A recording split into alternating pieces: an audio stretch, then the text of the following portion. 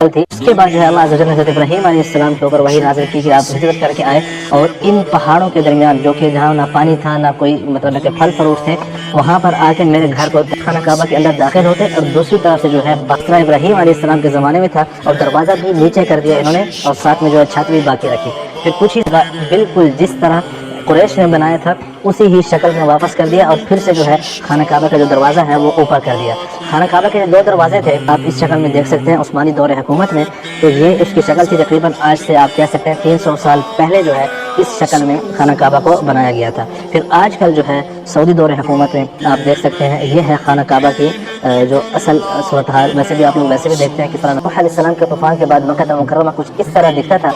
भाई जब इब्राहीम अलैहिस्सलाम जब आए थे इस तरह जो है मक्का नजर आता था, पर आपको सारा वो माहौल दिखाया गया कि किस तरह गलियां बनाई गई थी वो भी बतलाई गई हैं। अगर आप फौरन आप अपने पीछे देखें यहाँ पर तो आपकी थी, और अगर आप वहाँ पर देखें जब हजर अस्वद को लगाने का टाइम आया और जब इख्तिलाफ हुआ कपड़े के अंदर जो है हजर अस्वद को सारे रखे, सारे जो कबाइल के सरदार हैं उसको पकड़ कर लाए।